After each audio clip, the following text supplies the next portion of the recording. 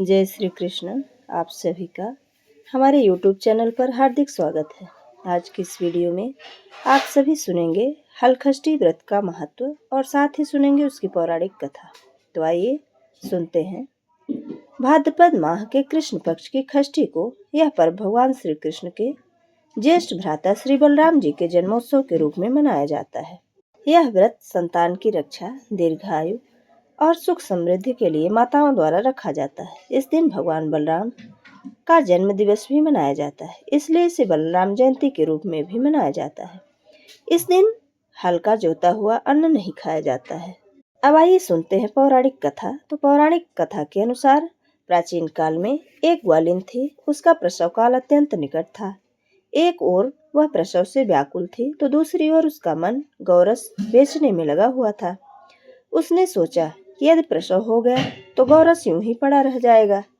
यह सोचकर उसने दूध दही के घड़े सिर पर रखे और बेचने के लिए चल दी। किंतु कुछ दूर पहुंचने पर ही उसे असहनीय प्रसव की पीड़ा हुई। वह एक झरबेरी की ओट में चली गई और वहां एक बच्चे को जन्म दिया। वह बच्चे को वहीं छोड़कर पास के गांव में दूध दही बेचने चली गई। संयोग से उस दिन हलखष्ठी थी। गाय भैंस के मिश्रित दूध को केवल भैंस का दूध बताकर उसने सीधे साधे गांव वालों को बेच दिया। उधर जिस झरबेरी के नीचे उसने बच्चों को छोड़ा था, उसके समीप ही खेत में एक किसान हल जोत रहा था। अचानक उसके बैल भड़क उठे और हल का फल शरीर के अंदर घुसने से वह बालक मर गया। इस घटना से किसान का मन बड़ा दुखी हुआ, फिर भी उसने हिम्मत और धैर्य से काम लिया। उसने झरबेरी के कांटों से ही बच्चों के चिरे हुए पेट में टाके लगाए और उसे वहीं छोड़कर चला गया।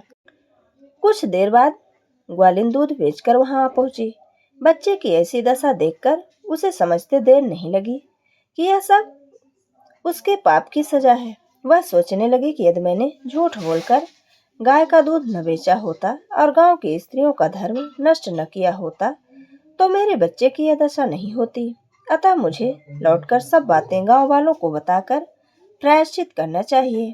ऐसा निश्चय कर वह उस गांव में पहुंची जहां उसने दूध दही बेचा था। वह गली गली घूमकर अपने करतूत और उसके फलस्वरूप मिले दंड का बखान करने लगी।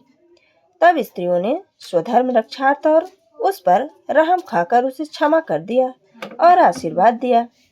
बहुत सी स्त्रियों द्वारा आशीर्वाद लेकर जब वह पुनः झरबेरी के नीचे पहुंची तो यह देखकर आश्चर्यचकित रह गई कि वहां उसका पुत्र जीवित अवस्था में पड़ा है। तभी उसने स्वार्थ के लिए झूठ बोलने को ब्रह्म हत्या के समान समझा और कभी झूठ न बोलने का प्रण कर लिया। एक अन्य कथा के अनुसार उज्जैन नगरी में एक राजा की दो पत्नियां थीं, रेवती और मैनावती। मैनावती के दो पुत्र थे, जबकि रेवती निसंतान थी।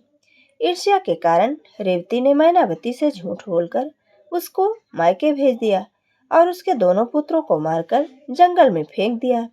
मैनावती ने हलखष्टी का व्रत रखा और छठी मैया से अपने बच्चे की रक्षा के लिए प्रार्थना की। देवी माता ने बच्चों को जीवन दान दिया।